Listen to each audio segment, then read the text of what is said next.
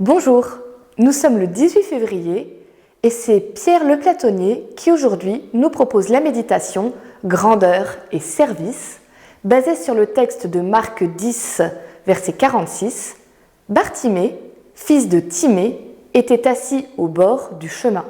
Deux disciples de Jésus, Jacques et Jean, ont exprimé le souhait d'être assis à la droite et à la gauche de Jésus-Christ dans son royaume. Cela est dit dans Marc 10, verset 37.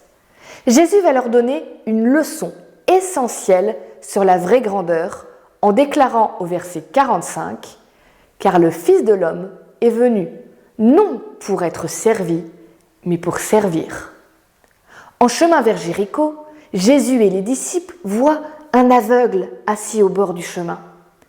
Les disciples auront-ils retenu l'enseignement que le Seigneur a voulu leur donner ? Devant la demande de l'aveugle, les disciples sont muets.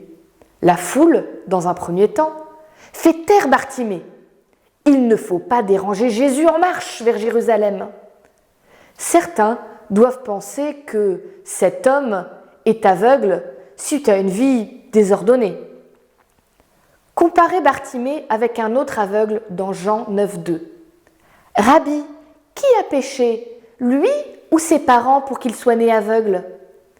Un double miracle a lieu dans Jéricho, la ville des palmiers. La foule est d'abord obstacle à la rencontre de Jésus et de ce malheureux. Pourtant, Jésus demande à la foule d'appeler l'aveugle. La foule ne va pas se contenter d'un simple appel, mais elle utilise 3 expressions porteuses d'espérance. Prends courage, lève-toi, il t'appelle. L'appel de Jésus a changé la vision que la foule avait de l'aveugle. C'est le premier miracle. L'aveugle, quant à lui, ne demande qu'à voir le monde autour de lui et il crie son désespoir. À l'appel de la foule, l'aveugle jette son manteau. Le manteau du pauvre ne devait pas être retenu en gage durant la nuit, comme le dit Deutéronome 24, 12 et 13. Le jour est levé, il lui arrive l'inattendu. Il suit Jésus sur le chemin. C'est le second miracle. Jacques et Jean veulent être assis dans la gloire avec Jésus.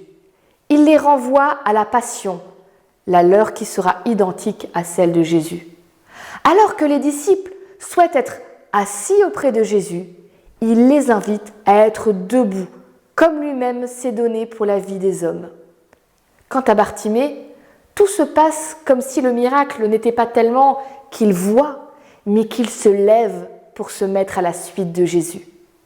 L'aveugle était assis par terre, en attendant des autres son pain et son vêtement. Jacques et Jean voulaient être assis sur un trône et être servis par les autres. La condition du disciple est d'être serviteur.